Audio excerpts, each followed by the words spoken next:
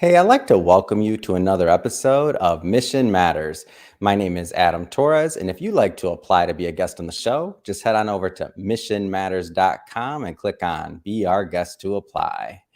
All right, so today I have Jake Breen on the line, and he is managing broker at Berkshire Hathaway, Utah Properties. And this is a very special episode because we're announcing that Jake has been chosen as one of our newest upcoming authors in our Mission Matters series. So for those of you that have been watching the show for a long time, you know these are my favorite episodes. So first off, Jake, just want to say welcome to the show. Hey, appreciate it, Adam. I'm happy to be here. All right, Jake. So I'm pumped to have you in our next real estate book, and really excited to get your work out there and to get really your ideas out there. So really an honor to publish what you're going to write. And for context, everybody that's watching, so this is a new announcement. So we're not coming out with this book until Q1 of 2022. Am I on the right year, man? This year flew by, but Jake, we'll start this episode the way that we start them all, with our Mission Matters Minute. So Jake, we at Mission Matters, we amplify stories for entrepreneurs, executives, and experts. That's our mission. Jake, what mission matters to you? So we have a little slogan at my team. We call ourselves Utah Cribs here, and it's stuck for 17 years. It's simple, but it's this. And we say we educate you so you can make an educated decision when it comes to your real estate. Simple and easy, but I'm pretty passionate about that because I've had almost 20 years and well over 1,000 clients now, and watched them go from different stages of their life to actual ownership.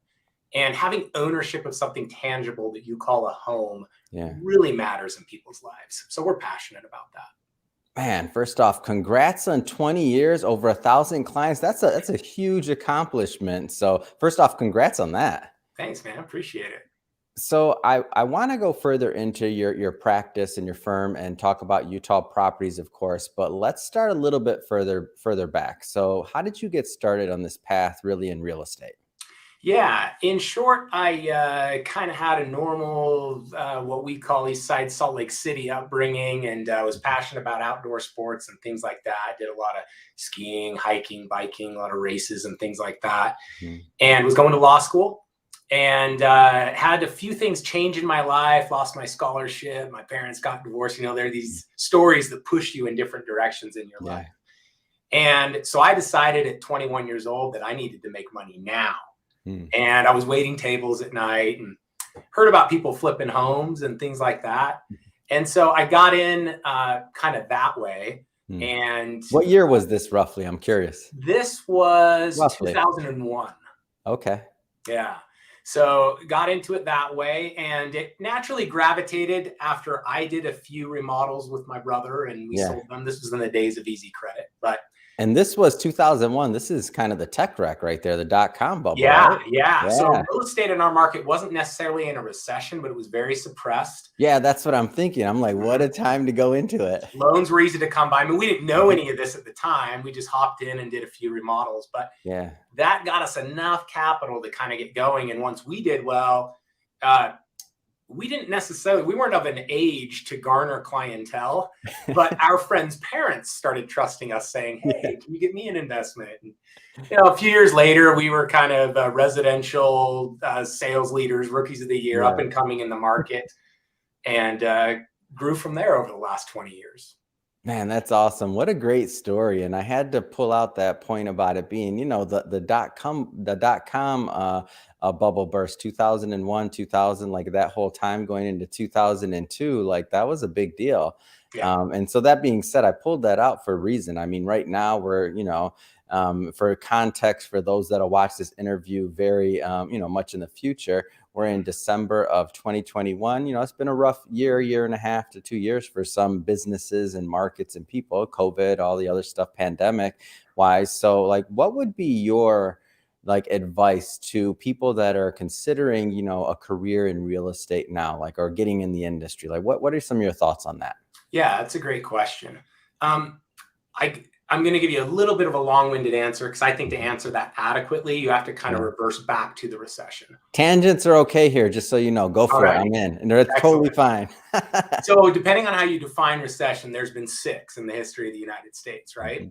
And there's only been one of them in which median price in real estate nationally went down. And that's the one we recently went through, recently, 2008 to 2012. Yeah. Now, in our market, I can speak specifics on data because I kind of have that memorized. But in general, we were hovering around a median price of about $330,000 in Salt Lake City for a single family home in 2008. Over the 4-year recession into 2012, that declined 34%.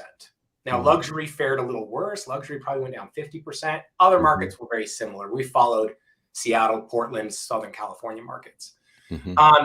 That's old news. What consumers forget is that at that time, the bottom of the recession, 2011-ish, even experts in the industry were saying, we'll never go back to where we were pre-recession. I remember that. Right? Yeah, I remember that. To forget that in my market, it only took 2 years and 1 quarter. So 9 quarters. And we had surpassed the median price that we had achieved in 2008. And then if you adjust for inflation, it only took 2 more quarters. And now we've blasted through that and we're close to 500,000 in Salt Lake City. So to me, there's some old adages in real estate, right, Adam? One of them being location, location, location. We can talk about this in a minute, but I kind of call bull on that. It's more about staying power, staying power, staying power. If you can weather a downturn storm, the entire data points of statistics and history in the US on real estate says that at another point it will be up. And 6 recessions and only 1 where we had a median price downturn. I think that's pretty good odds compared to other asset classes you might be investing in. So what I say to people getting in is question number 1, is this a career in sales or what are you wanting to do? Or is this for investment purposes? Because they're 2 different pathways. I can speak to both. I do manage a lot of people in the sales industry and have taught around the country. So I have a unique perspective on sales folk. And the easiest way to tell them what to do is I joke about this with people sometimes, but I say, hey, it's analogous to starting or entering into a multi-level marketing company. Although I don't like that business strategy. The first thing you're going to do when you get into a fully commission-based sales position in real estate, whether that's residential or commercial, is who do you know? How in touch are you with your contacts? How do you better your own personal expertise so that you're giving them good advice? And with time, they'll trust you. That's awesome. And I want to go a step further on that. So let's say that somebody has an aptitude for it and they're considering going into the market or into as a salesperson, right? As a career. So now when they're thinking about what type of brokerage to associate themselves with, or like what path to go there. I know that can be very pivotal too, in terms of just in general, like what teams, what model, what structure, like in general, like what are some, I know this is going to vary from state to state, from person, their preference. I'm not saying there's any one magic formula to say, okay, this is the perfect route and this is the perfect type of firm. But what are some of the things that novices should be thinking about when they're thinking about what type of firm or brokerage to join? Yeah, that's a great question. I've taught at some of the real estate schools. I've seen people go through this evolution of what to do. And step 1 is knowing yourself. You've got to kind of define your personality type to then align yourself with what's going to be the best situation. However, in this day and age with technology, and we lump them into a bucket called discount brokerages, there are a lot of brokerages that are ran, let's say, mostly automated and electronically. And naturally, those are the ones that give new people or experienced people the best split. That's what we call it in real estate. So commission comes in, what are you going to net versus what the house takes? And although I've made a career being on the opposite side of that spectrum in really full service luxury brokerages, I can speak to both, have experience on both. So if you know yourself, if you are fully independent, quite techie, have a really good Rolodex of people that know and trust you, Yeah. you could probably make it as a new agent in a discount environment. But I would tell you, as a percentage of people I've seen attempt to start the new career, it's probably a 90-10, Adam. 90% that go with discount, they really spin their wheels and fail at that model. And they're either out of the industry completely or they cave and come to a full service model where they can get training. And it's not just training and education, because even at full service places, a lot of that is digital or online now. But it's really more than networking. And we learned that back in college, right? I mean, part is what you learn, but also who you're with and the relationships you're creating. It's the same thing in real estate. You may see other agents, other realtors as your competitors, which they are. But I like to call it co-opetition. You're in there, you're hearing from them, you're learning from them, and best to surround yourself with those that already do well. And actually pick stuff up and have some success that way. Co-opetition. Come on, man. You're full of them today, Jake. This is awesome. I never heard this one. I'm like, I'm in. Co-opetition. Oh, I make up some of my own phrases. You'll hear more. Oh, can we? I mean, for all the media people out there, co-opetition? I don't know. Oh man, that's awesome. So tackling that question from the other angle. So people looking to invest and just purchase property. So, lots of ways to get access to real estate in a portfolio. We obviously, ETFs, mutual funds, lots of different ways. And not asking you to, necessarily go into the tax ramifications and all of that. I mean, you could, whatever you care to share, of course, but just in general, if somebody's thinking about investing, sometimes even investing out of state, what are some of the things that they should be thinking about? Yeah, great question. I'll keep this high level because I can get really down into the weeds. Oh, yeah. Here.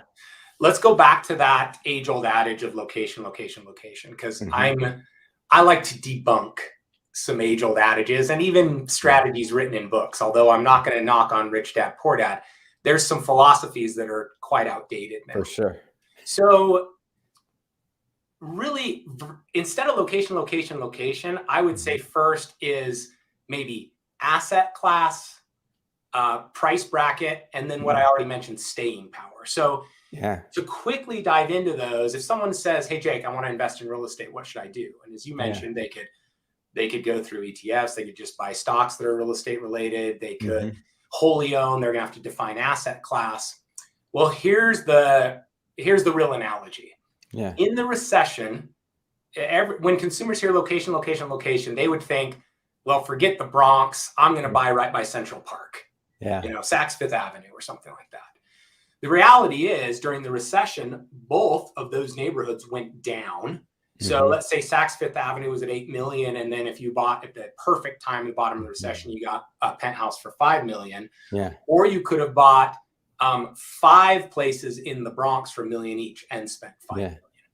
The reality is, and I've done this study around the country, done it intensively here in Salt Lake City, you would have made more money as an investment strategy buying the cheaper price bracketed properties in the bad areas and then held on as those came out of the recession and those neighborhoods got regentrified. But when we say location, location, location, consumers are always thinking of the 5-6 star locations and think to themselves, well, I can't afford there. Now that investment strategy really trickles down even across asset classes, whether you're going, okay, it's multifamily and rentals or storage or office. I have dealt and sold in all. I also currently own every asset class I just mentioned. We're long-term holders in ours. And so I do monthly look at my own P&L, and we use Buildium software. And so I log in and check all that out. The reality is what trumps all of that is your ability to weather a storm, staying power. And it's like Warren Buffett said, I love this. And yes, he owns our brokerage. So I like to quote him, and I'm going to butcher the quote because it's not exactly, but translated in my language, he said it this simple: when everybody else is selling, buy. And when everyone else is buying, sell.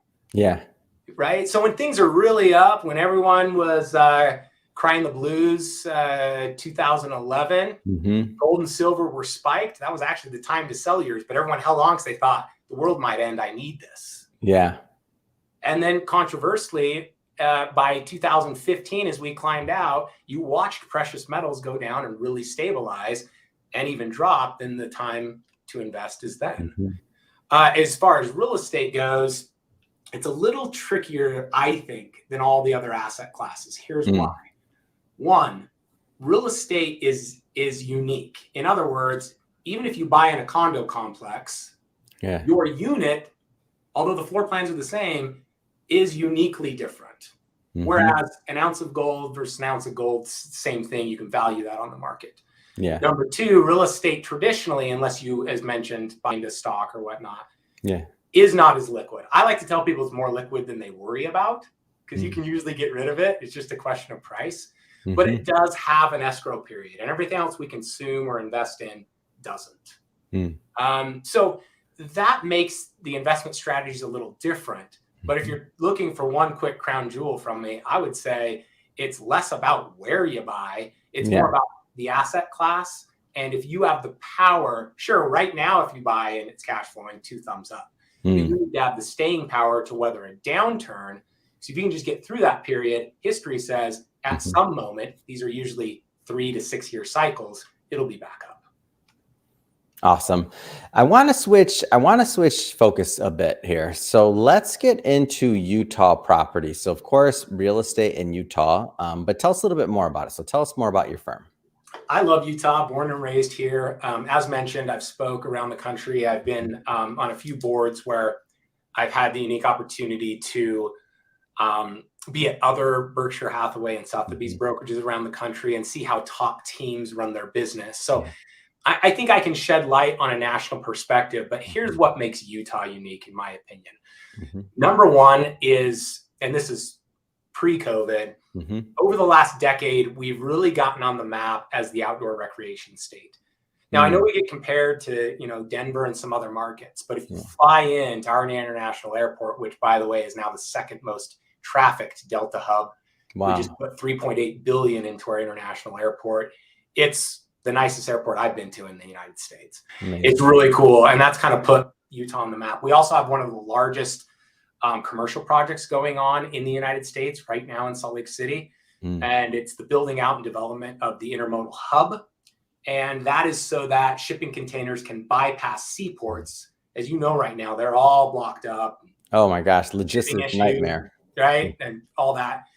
And so that's being built in Salt Lake right now. It's a 2,000 acre project. 800 of it is the inland port. Economists in our state are saying that, that's going to be a half-century long growth spurt for Utah, just those two things.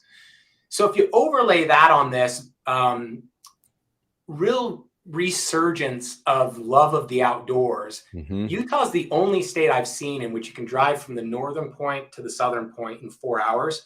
And the landscape changed so drastically from mountains, timbers, snow, to red rock desert. I hate to say Las Vegas, because when you're at the southern point of our state, you're only 60 minutes from Las Vegas. Las Vegas is like a sagebrush desert. You go 1 hour into Utah and you've got arches, canyon lands, and these gorgeous, beautiful 1,000-foot canyons. So it's that married with, how do you say this? This COVID has only exacerbated this, has only put this on steroids. People are finally deciding in a bigger way. They want to be outside. They want to recreate. They want to walk. They want to hike. They want to e-bike. And so Salt Lake City, Utah has become the #1 in-migration city. I'm probably 2 months old on checking this data, but U-Haul statistics in the United States during COVID. And I see it, man. I own a home in southern Utah and northern Utah, so I'm back and forth quite a bit. And just in the last 2 years, I'm going, man, at our national parks, 70% of the license plates are out of state. Wow. So obviously that's the backstory. There's a lot of other good things going for our market. We're the #1 job growth place in the United States. We're now #2 in tech unicorns. That's billion-dollar startups. 2 Silicon Valley. Salt Lake City, Utah, #2. We call ours Silicon Slopes. So all these things are kind of converging. Obviously, that's causing our real estate to get rather ridiculous. I'll put that in a quick perspective for you. Right before we hopped on this call, I was pulling for sale single-family homes in Salt Lake County Right. That's the only criteria I put into our MLS system. There's only 545 total homes for sale in our entire county. Wow. With that in perspective, what would be kind of a healthy market where pricing isn't skyrocketing and there's enough inventory to do maybe a 30-day turnover? Yeah. 2,500 to 3,000 homes is what we should have. Jeez. Yeah. So we got about a week's supply of housing, so and a third of it's over $1 million. Amazing. So the Utah market is moving. It's And exploding. what do you see kind of going forward? Like in terms of, you gave us some of the background there, but like if investors are looking into Utah, like give us a little bit of feel for like new builds, like what's happening on the construction end and just overall, like for Yeah. this to meet this demand, because it's not going to slow down as Yeah. with the projects and all things you mentioned, like it's not going to slow down. For sure. I'll say this bluntly. We are, as far as clientele goes, we're not short on investors. Yeah. We have, and we're getting people out of the woodworks. We're getting REITs from, your market in Southern California saying, we have $1 billion to spend. Where should we put it? And we literally can't get them anything. Yeah. Our new construction market is obviously exploding. And every asset class is going up. So it depends on whether versus speaking to like an investment firm or a REIT, I'm going to speak to just the average investor, a person who's got some side money that'd like to invest in our market. I get those calls on the weekly, and I usually am a bit depressive, but I'm a realist. I kind of tell them, hey, look, there is not a multifamily duplex, triplex, fourplex I could sell you right now in Salt Lake that's going to cash flow. Yeah. Period. So you've got to kind of be in it for long term. Furthermore, most of those investments have appreciated 12 to 14% in 2020 and now 20% in 2021. Wow. So buying something that's gone up a third in value in 2 years would make most investors trigger shy. Yeah. But then I'll relate it all back to, do you believe in this market long term, and do you have the staying power to weather the storm? The other thing that we are seeing, and I know this is across other markets in the United States, but becoming big here, is nightly rentals, Airbnb, VRBO. Utah's kind of a small city state that just became big city in the last decade. I'm not sure there's another market like this in the United States. And so, to be politically correct on this, you've got a lot of kind of cowboy strategy, old bureaucratic planning departments, zoning departments that are being pushed, shoved, lawsuited into big city thinking, density, multiplex developments, things like that. So how does that affect the average investor? You got to kind of be into the know of some of the areas that are getting regentrified that might look really combed over and industrial and sketchy right now, but we already know what's entitled over the next 3 to 5 years in those areas is going to be an extension of our downtown market. I think those are kind of the best areas to focus on. And with that, you are seeing that old guard change thought philosophy process in the Airbnb, VRBO nightly rental. We literally didn't have any zoning in our county for nightly rentals, although a lot of people were doing it illegally over the last decade. I myself did on mine, especially around the ski resorts. We're now legally zoning areas that allow that. And although I wouldn't say you cash flow big time, trust me, I've sold a bunch. You can bank on 80 to 100 nights a year with people recreating. It's a great way to own your second ski chalet pretty much free. And those markets are only growing. So switching focus a bit here, Jake. So not to put you on the spot, but when somebody says not to do this and then they do it, that's what I'm doing right now. So the book, I know you've just been added as an author, which I'm really excited about. What kind of things are you going to write about? Good question. I think I glossed over some of it already. I'm passionate about that whole debunking some old real estate myths and applying new strategy. I also speak around the country, and it's real estate related, but the title of one of my classes that's gotten pretty popular is Dear Boomer, Please Communicate. Now, the title's facetious, and I don't want to offend anybody here. And I do spend the first 10 minutes of that class generalizing how boomers communicate. And it's funny and a bit offensive. I've never had anyone walk out. But as quickly as I offend boomers, I then shift gears and I start offending all the millennials in the room. Oh.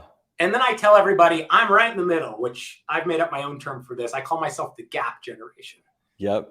Although I'm Gen X, I use the term gap because here's the reality. If you are between the ages of, I'd say, 37, 38 years old right now, and maybe 45, you are this unique generation where when I was in high school, I didn't have a cell phone. Yep. I didn't have an email address till I was in college. Yeah. But I was also young enough when those things came to market that I adopted them quickly. So I can turn to the boomer crowd and speak boomer. And I understand where they're coming from. And I can turn to the millennial crowd, speak millennial. I can bridge that gap. My philosophy and why the class is popular is simply this. It sounds like a silly little thing, but I'm passionate about it because I will very often get a text from my father-in-law on the weekend that says, hey, give me a call. Now, I love my father-in-law, but he's probably called me 4 times. I haven't answered. I'm with my 4 kids. Dog. Who knows what I'm doing? And it's call me. And then when I do, he wants to, how you doing? This, that, the other, all this small chat. And ultimately, I get to the issue. He wants me to help him move a couch or something, right? Yeah. Now, what I dive into in the class is in business, if we could all select the right form of communication for the task. If you want me to move a couch, shoot me a text. I'm your loving son-in-law. I'll come over and help move the couch. Yep. And we have it resolved like that. Yeah. If you need to talk to me about something more that deserves or warrants in person or telephone, I'll do that too. Boomers are famous for telling millennials, you don't answer your phone. It's frustrating. I can't talk at you. Yeah. Millennials are famous for going, I'm not answering this call. You have some preconceived notion what you want me to do for you, and you want to work me over until I say yes. So I can exacerbate this, but in my industry, in real estate, oh man, this is abused to the 10th degree by sales folk.